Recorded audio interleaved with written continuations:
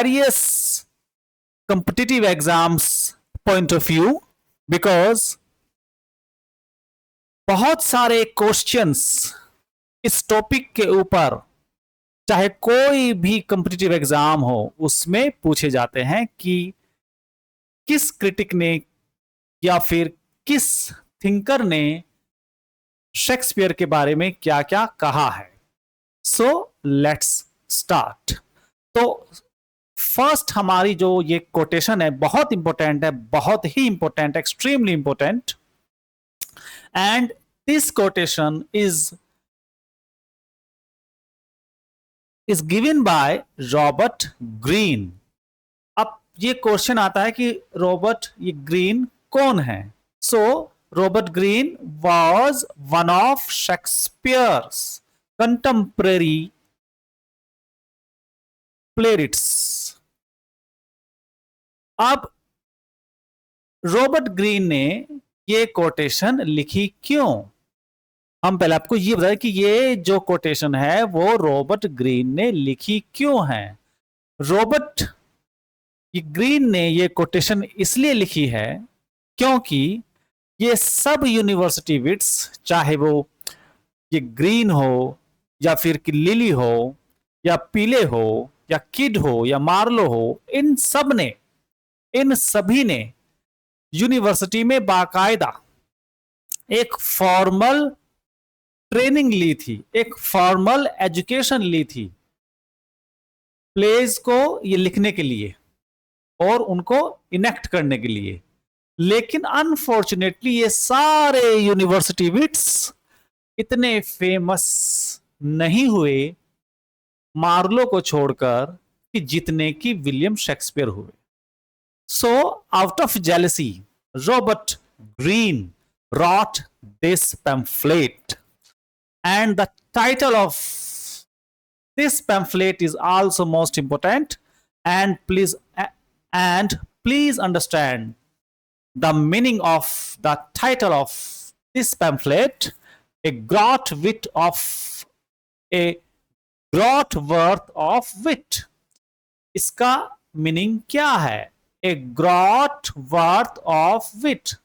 So friends, इस pamphlet का अर्थ यह है, एक ग्रॉट, इंग्लैंड के अंदर उस समय ये ग्रॉट जो है, ये वर्ड, ये उस समय 4 पैसे का एक सिक्का आता था, उसको ही ये ग्रॉट बोला जाता है, ग्रॉट वर्थ ऑफ विट। और यहां पे जो ये वर्ड आया है, ये विट, इसका मीनिंग है यहां पे इंटेलिजेंस। तो ये ग्रीन ने इस पैम्फलेट में शेक्सपियर की इंटेलिजेंस को 4 पैसे की कहा है, कि शेक्सपियर के अंदर जो ये बुद्धि है वो 4 पैसे की है। Now look at the quotation and I also explain this quotation and which is most important. There is an upstart crow beautified with our feathers, that with his tiger's heart wrapped in a player's hide. Suppose he is as well able to bombast out a blank verse as the best of you, and being an absolute Johnson factotum is in his own conceit the only shake scene in country। तो दोस्तों, इसका अर्थ क्या है? इसका अर्थ यह है कि William Shakespeare जो एक उभरता हुआ अपस्टार्ट क्रो है, यानी कि एक जो उभरता हुआ एक कौवा है जो हमारे पंख लगाकर बहुत खूबसूरत ये बन गया है। इट मीन्स जो हमारे पोइटिक स्टाइल को चुराकर बड़ा खूबसूरत ये बन गया है, जो खुद को सुंदर बना रहा है हमारे पोइटिक स्टाइल से। यह एक बस मात्र एक अभिनेता है और इसके अंदर शेर का दिल अभिनेता की खाल में ये लिपटा हुआ है। ये मानता है कि वह भी महान कवियों की तरह ये ब्लैंक वर्ड्स लिख सकता है अपनी ट्रेजेडीज में। And being an absolute Johnson, और वह खुद को जॉन्स फैक्टोटम मानता है। Friends, this is a Latin phrase. John's factotum. It means jacks of all trade. इसका अर्थ होता है कि वो ये मानता है कि वो हर काम में बिल्कुल परफेक्ट है, हर तरह के प्लेज को लिखने में वो बिल्कुल एक परफेक्ट प्ले रिट है, वो ये मानता है। Factum in his own conceit the only shake scene in a country. अब इस लाइन में वो शेक्सपियर के नाम का मजाक बनाता है। In his own कंसीड the only shake seen in a country, कि ऐसा लगता है कि वो इस कंट्री में अपने आप को ही सबसे सर्वश्रेष्ठ मानता है। ए पन ऑन शेक्सपियर्स ओन नेम, तो उसने उसके नाम का भी मजाक बनाया है ये ग्रीन ने। So friends, this quotation is extremely important, and please understand the explanation and meaning of the quotation. There is an upstart crow beautified with our feathers. Means Shakespeare was accused of arrogantly rising above his station as a mere actor. Beautified with our feathers. So Green charged Shakespeare with borrowing and styling and stealing himself on the work of a learned playwrights. उसने जो learned, जो विद्वान प्लेरिट्स थे, उनसे उनका जो poetic style है वो सब चुराया है और उसने अपने आप को खूबसूरत बनाया है। Tiger's heart wrapped in a player's hide, he is just he is. So जो ये ग्रीन है वो ये कहते हैं कि जो विलियम शेक्सपियर है वो केवल मात्र एक एक्टर है, और इस लाइन में जो है कि ये ग्रीन ने शेक्सपियर के ही एक नाटक हेनरी 6 पार्ट 3 की एक लाइन को चुराकर उसके ऊपर एक ये तो और ये ग्रीन ने शेक्सपियर के नाटक हेनरी 6 के पार्ट 3 की इस लाइन को ही चुराकर विलियम शेक्सपियर के ऊपर एक तंज कसा है, उसने उसका ये मजाक बनाया है। और tiger's heart wrapped in a women hide. Johannes factotum ये एक लैटिन फ्रेज है, इसका अर्थ होता है jack of all trade. So Robert Greene mocks Shakespeare's name, Shakespeare, a pun on Shakespeare's own name. Next, Ben Jonson, who praises Shakespeare, he was not of an age but for all times. कि जो Shakespeare है वो केवल एक as के नहीं हैं, वो हर एज के हैं, हर युग के हैं। Sweet swan of Avon, what a sight it were to see thee in our waters yet appear. कि हम यहाँ पे वाटर्स का जो अर्थ है वो है रीजन, कि हमारे इस ये देश में, हमारे इस क्षेत्र में अब तक के जो भी प्लेरिट्स या पोएट्स हुए हैं उनमें से उन सब में महान विलियम शेक्सपियर है। ये बेन जॉनसन है वो शेक्सपियर के ही कंटेम्पररी हैं। लियोनार्ड डिजीज, इन्होंने कहा है when he would speak he would command all ears, कि हम जब भी विलियम शेक्सपियर का कोई नाटक पढ़ते हैं या सुनते हैं या देखते हैं तो हमारा ऑटोमेटिकली सारा जो हमारी जो सारी जो अटेंशन है वो शेक्सपियर पर ही चली जाती है। फ्रांसिस मेयर्स, तो ये इन्होंने कहा है As Plautus and Seneca are accounted as the best for comedy and tragedy among the Latins, so Shakespeare among the English is the most excellent in both kinds of for the stages. तो Francis Myers ने कहा है कि जैसे कि Latin literature में comedy के लिए प्लॉटस एक ड्रामेटिस्ट है और ये ट्रेजेडीज के लिए ये सेनेका है, ऐसे ही शेक्सपियर इंग्लिश लैंग्वेज में मोस्ट एक्सीलेंट एक ये ड्रामेटिस्ट हैं और दोनों ही प्रकार की ये जो है कि ये ड्रामास के लिए परफेक्ट है। फ्रांसिस मेयर्स ने कहा है। थॉमस राइमर, इन्होंने बहुत ज्यादा आलोचना की है William Shakespeare. In the neighing of a horse और in the growling of a mastiff there is a meaning, there is a lively expression, and may I say more humanity than many times in tragic flights of Shakespeare. लेकिन इसमें Thomas Rymer ने ये कहा है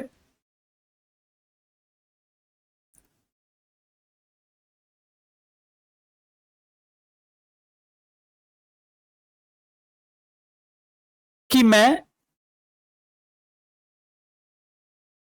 ये जो है ये घोड़े का हिनहिनाना और किसी कुत्ते का ये गुर्राना, मैं इनमें एक एक्सप्रेशन ढूंढ सकता हूं, मैं इनमें एक अर्थ समझ सकता हूं, लेकिन विलियम शेक्सपियर की जो ट्रेजिकल जो फ्लाइट्स हैं, जो उनके जो ये ड्रामाज हैं, मैं उसमें ज्यादा कोई खास कोई एक्सप्रेशन या कोई अर्थ नहीं देख सकता हूं। तो थॉमस राइमर ने विलियम शेक्सपियर के ड्रामास को बहुत ज्यादा ही जो है क्रिटिसाइज्ड किया है थॉमस राइमर ने। In the neighing of a horse और in the growling of a mastiff there is a meaning, there is a lively expression, and may I say more humanity than many times in tragical flights of Shakespeare. कि मैं घोड़े की हिनहिनाहट में या फिर कुत्ते की गुर्राहट में मैं उसमें एक अर्थ पा सकता हूं, मैं उसमें एक लाइवली एक्सप्रेशन पा सकता हूं, लेकिन विलियम शेक्सपियर की जो भी ट्रेजेडीज हैं मैं उसमें कोई ज्यादा खास अर्थ नहीं पाता हूं, मैं उसमें ज्यादा कोई खास मानवता के बारे में ज्यादा कोई खास मैं समझ नहीं पाता हूं। जॉन ड्राइडन, रिस्टोरेशन एज के जो महान एक प्लेरिट और जो एक ये क्रिटिक हैं, उन्होंने कहा है, तो उन्होंने बहुत ही तो जॉन ड्राइडन ने बहुत तारीफ भी की है और बहुत आलोचना भी की है। He was the man who of all modern and perhaps ancient poets had the largest and the most comprehensive soul. It means he was the man who of all modern and perhaps ancient poets, कि जितने भी महान writers हुए हैं, चाहे वो modern age के हुए हों चाहे वो फिर एंशिएंट एज के हुए हों, उन सब में सबसे ज्यादा most comprehensive soul, it means हर प्रकार के सुख दुख को समझने वाली जो आत्मा है वो विलियम शेक्सपियर ही है, जो हर प्रकार के इमोशंस को समझने वाले इंसान हैं, तो वो विलियम शेक्सपियर ही हैं। But his faults are those of a great man, हालांकि उनके अंदर भी कुछ कमियां हैं, लेकिन वो सब जो कमियां हैं वो हर एक महान आदमी में होती है।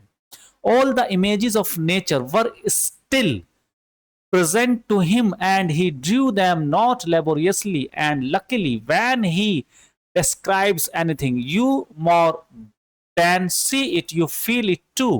Those who accuse him to have wanted learning give him the greater commendation. It means जो अपने ड्रामास के अंदर वो जो भी इमेजेस को लेते हैं वो कहीं बाहर से नहीं लेते, वो उनके अंदर ये एक नेचुरल एक स्वाभाविक ये क्वालिटी है, वो उसको अपने अंदर ही खोज लेते हैं। और जो लोग इनको ये और जो लोग विलियम शेक्सपियर को ये बोलते हैं कि वो एक अनपढ़ आदमी है, तो मैं ये मानता हूं ये उनके लिए बहुत तारीफ की बात है कि वो एक अनपढ़ होते हुए इतनी महान नॉलेज वो रखते हैं। ही वॉज नेचुरली लर्नेड, वो एक स्वाभाविकता एक बहुत ही लर्नेड व्यक्ति हैं। He needed not the spectacles of books to read nature, उनको किसी किताब की आवश्यकता नहीं है मानव के स्वभाव को पढ़ने के लिए या फिर प्रकृति को पढ़ने के लिए। He looked inwards and found her there, वो तो केवल अपने अंदर ही वो झांकते हैं और हर प्रकार के इमोशंस को अपने अंदर ही वो पढ़ लेते हैं और उसको अच्छे से अपने ड्रामास के अंदर डिस्क्राइब भी कर लेते हैं। थॉमस फुलर, तो इन्होंने क्या कहा है, he was an eminent instance of truth of that rule, ये एक लैटिन वर्ड है। पोएटा नॉन फिट सैड नेसिटर, a poet is not made but born, ये एक ऐसे पोएट हैं जो पैदा नहीं हुए, ये तो पैदाइशी एक महान पोएट है। सर विलियम डी एवेनेंट, ये शेक्सपियर के गॉडसन कहलाए जाते हैं। Shakespeare wrote with that easiness when he took a pen in hand. It was like the unpremeditated singing of a bird. कि शेक्सपियर एक ऐसे महान पोएट हैं जो इतनी स्पॉन्टेनियसली अपनी कविताओं को वो लिखते हैं और वो गाते हैं, बिल्कुल एक्सटेम्पोर। अनप्रीमेडिटेटेड का अर्थ होता है कि वो जो है पहले से ज्यादा कोई खास कुछ पढ़ते लिखते नहीं है, यानी कि वो स्वाभाविक ही वो एक इन्नेट पोएट है। Joseph Addison, among the English Shakespeare has incomparably excelled all others, the noble extravagance of fancy which he had so great perfection threw a light on the age in which he lived and distinguished it from all the periods of the English stage. Among the English among the English, it means among the Englishmen, Shakespeare has incomparably excelled all others. तो Shakespeare ने incomparably, it means उनकी जो comparison है और किसी author से हो नहीं सकती है। The noble extravagance of fancy, जो इमेजिनेशन है, जो कल्पना है,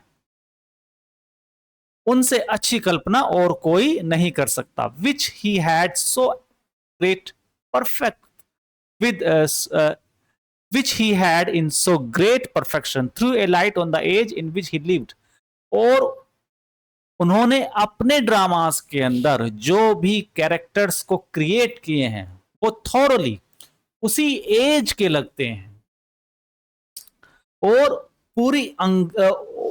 पूरी उस समय की अंग्रेजी सोसाइटी को उनके सारे कैरेक्टर्स रिफ्लेक्ट करते हैं। Edward Young, Shakespeare mingled no water, Shakespeare mingled no water with his wine, lowered his genius by no vapid imitation.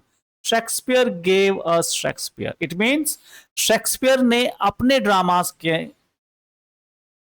Dramas के अंदर कोई भी किसी भी टाइप की मिक्सिंग नहीं की है, यानी कि उन्होंने शेक्सपियर के जो सब ड्रामास हैं उनको कहा है कि वो नीट वाइन है, उसमें किसी भी प्रकार की कोई मिलावट, कहीं से कोई भी जो है वो मिलावट नहीं की गई है। तो शेक्सपियर की सारे जो ये ड्रामाज हैं वो सब ओरिजिनल हैं। यहाँ पे ओरिजिनल से अर्थ ये नहीं है कि वो सब ड्रामाज शेक्सपियर ने खुद लिखे हैं, इसका अर्थ ये है कि शेक्सपियर का जो स्टाइल है वो बिल्कुल यूनिक स्टाइल है। उनकी जो ये राइटिंग स्किल है, उनके जो ये सब डायलॉग्स हैं और उनके अंदर जो ये अक्षमता है ह्यूमन नेचर को समझने की, ये बिल्कुल यूनिक है, ये एक और किसी राइटर में नहीं है। सो शेक्सपियर गेव अस शेक्सपियर, तो शेक्सपियर ने ही अपने अंदर के शेक्सपियर को हमें ये दिया है। तो जो शेक्सपियर के जो ये ड्रामाज हैं वो बिल्कुल ओरिजिनल हैं, बहुत ही वो मौलिक हैं, उसमें कोई मिक्सचर किसी भी टाइप का नहीं है। अलेक्जेंडर पॉप ने क्या कहा है?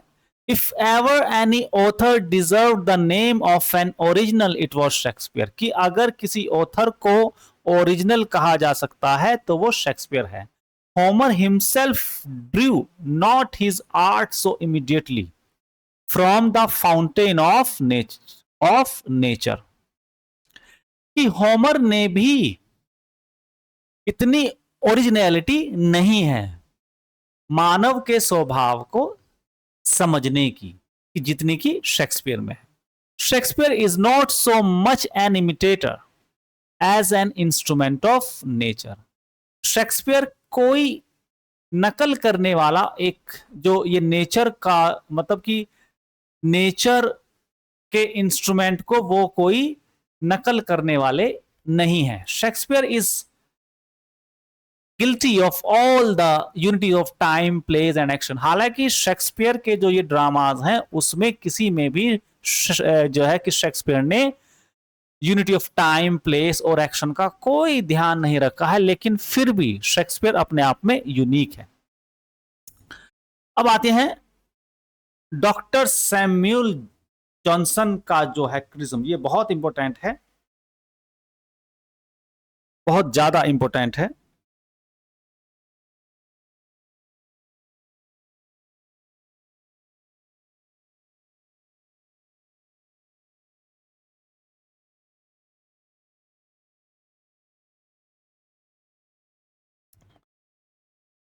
तो डॉक्टर सैमुअल जॉनसन ने कहा है These plots are often loosely formed, कि उनकी जो प्लॉट है सीन बाय सीन वो इतनी टाइटली नहीं है, वो इतनी वो टाइट है नहीं, एंड सो केयरलेसली परस्यूड, और बहुत ही ढीली ढाली है, that he seems not always fully to comprehend his own design, कि वो खुद भी कभी कभी ये नहीं समझ पाते हैं कि मेरे इस सीन का अर्थ क्या है और ये प्लॉट की डेवलपमेंट में इसका क्या योगदान है। वो कभी कभी खुद भी नहीं समझ पाते हैं कि उनके सारे जो प्लॉट हैं वो लूजली फॉर्म्ड हैं, उनमें कोई कसावट नहीं है, कोई सीन कहीं पे आ जाता है, कोई सीन कहीं पे आ जाता है, तो उनके जो सारे जो ये सब ड्रामाज हैं वो लूजली फॉर्म्ड हैं।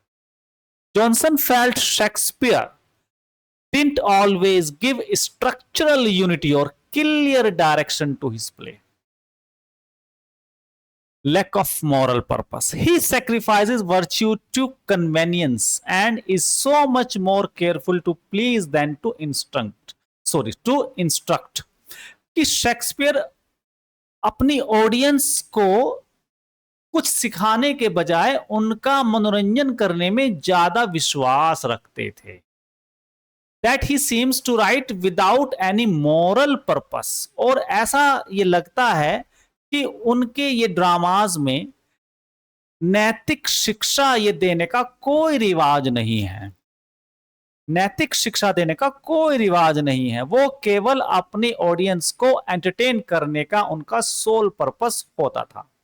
Unlike classical dramatist, Shakespeare did not always reward virtue और पनिश वाइस। इट मीन्स यहां पे जो डॉक्टर सैमुअल जॉनसन ये कह रहे हैं कि विलियम शेक्सपियर अपने पात्रों को, अपने कैरेक्टर्स को लास्ट में पोएटिक जस्टिस देने में असमर्थ हो जाते हैं। इसका अर्थ यह है कि अगर किसी ने अच्छा किया है तो उसको लास्ट में अच्छा रिवार्ड मिलेगा, और अगर किसी ने कुछ बुरा किया है तो उसको लास्ट में बुरा रिवार्ड मिलेगा। लेकिन डॉक्टर सैमुअल जॉनसन ये कहते हैं कि ऐसा लगता है कि विलियम शेक्सपियर अपने उनके जो ये ड्रामास के जो ये कैरेक्टर्स हैं उसमें अपने कैरेक्टर्स को पोएटिक जस्टिस वो देना भूल गए हैं।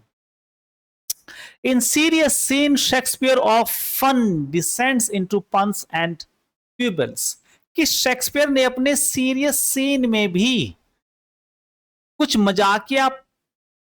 मजाकियापन के कुछ डायलॉग्स को डाल दिया है, कुछ ह्यूमर को डाल दिया है, कि जैसे कि वो एक हैमलेट का एक सीन है, जब हैमलेट एक जेस्टर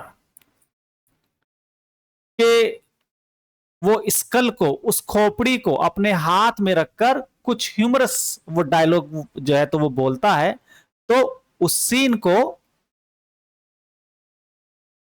डॉक्टर सैमुअल जॉनसन वो ये जो है तो वो यहां पे रेफर कर रहे हैं कि शेक्सपियर कभी कभी बहुत ज्यादा सीरियस सीन में भी बहुत कॉमिक वो लैंग्वेज का यूज कर देते हैं, जो बिल्कुल एब्सर्ड है। अब कहा है डॉक्टर सैमुअल ये जॉनसन ने, दो Johnson dismissed rigid classical rules, he still observe that Shakespeare ignored unity of action, time and place. ये कहा है कि हालांकि विलियम शेक्सपियर ने अपने नाटकों में किसी भी तरह की यूनिटी का कोई ध्यान नहीं रखा है, ना तो एक्शन, ना तो यूनिटी ऑफ एक्शन का, ना तो और ना ही यूनिटी ऑफ टाइम का, और ना ही यूनिटी ऑफ प्लेस का। उनके स्टाइल में एक इरेगुलरिटी है। Johnson noted that Shakespeare style sometimes heats the imagination too much. वो ये कहते हैं कि शेक्सपियर कभी कभी अपनी कल्पनाओं में इतने खो जाते थे, इतने कल्पनाशील हो जाते थे कि वो ज्यादा बोम्बास्टिक लगता था, यानी कि वो ज्यादा तो वो ज्यादा एग्जिजरेटेड लगता था। While Johnson admitted we know little of Shakespeare's private life, he inferred his personality from his plays. हालांकि हम शेक्सपियर के जीवन के बारे में ज्यादा कुछ नहीं जानते, लेकिन हम उनकी पर्सनैलिटी के बारे में हम बहुत कुछ जान सकते हैं अगर हम उनके ड्रामास को देखें या हम पढ़ें। Johnson suggested Shakespeare was not overly concerned with the moral instruction। ये बात तो खैर जो है पहले भी आई है कि विलियम शेक्सपियर है वो अपने नाटकों में नैतिक शिक्षा पर इतना कोई खास जोर नहीं देते हैं। His dramas reflecting personality more practical than virtue. So Johnson remarked that Shakespeare seemed driven by the need to entertain rather than teach, showing a worldly business-like approach to playwriting। कि ऐसा लगता है कि विलियम शेक्सपियर अपने नाटकों को ये लिखने में वो ज्यादा एक बिजनेसमैन हमें मालूम ज्यादा, तो हमें ज्यादा वो एक ये जो है कि बिजनेसमैन हमें वो ज्यादा मालूम पड़ते हैं, ना कि एक लर्नेड प्लेरिट जो केवल अपनी ऑडियंस को खुश करने के लिए ही वो नाटकों को लिखते थे। अब यहां पे उनके कुछ बैलेंस्ड व्यू हैं शेक्सपियर को लेकर। अब तक तो उनकी बहुत कमियां थी। Even with this criticism, Johnson praised Shakespeare more than he condemned him. Shakespeare is above all writers, at least above all modern writers, the poet of nature. कि शेक्सपियर जो भी आधुनिक राइटर हैं उन सब में ऊपर हैं, द पोएट ऑफ नेचर, वो मानव स्वभाव के एक पोएट हैं। He was Shakespeare's genius in characterization and universality, though flawed by carelessness and lack of moral consistency। कि शेक्सपियर की जो कैरेक्टराइजेशन है और उनकी जो लैंग्वेज की, उनके जो सब ये और उनकी जो ये सब डायलॉग्स हैं, उनकी यूनिवर्सैलिटी एक यूनिक है। हालांकि विलियम शेक्सपियर के अंदर कुछ कमियां भी हैं। लैक ऑफ मॉरल कंसिस्टेंसी, कि उनके अंदर नैतिक एजुकेशन यानी कि जो मॉरल एजुकेशन है वो अपने वो ड्रामाज में उस पर ज्यादा जोर नहीं देते हैं, और उनके जो सब ये प्लॉट्स हैं उसमें कुछ लापरवाहियां हैं, लेकिन फिर भी उनकी जो कैरेक्टराइजेशन है और उनके जो ये लैंग्वेज है, उनकी जो ये सब ये जो ये डायलॉग्स हैं, उसकी कंपैरिजन किसी चीज से नहीं हो सकती। Shakespeare has scenes of levity unworthy of his tragic powers. He sacrifices virtue to convenience and is often so much more careful to please than to instruct, than he seems to write without any moral purpose। यही बात अभी आई थी His plots are often loosely formed and so carelessly pursued that he seems not always fully to comprehend his own design. ये बात भी आ गई है. Shakespeare is above all writers the poet of nature, the poet that holds up to his readers a faithful mirror to the manners and of life.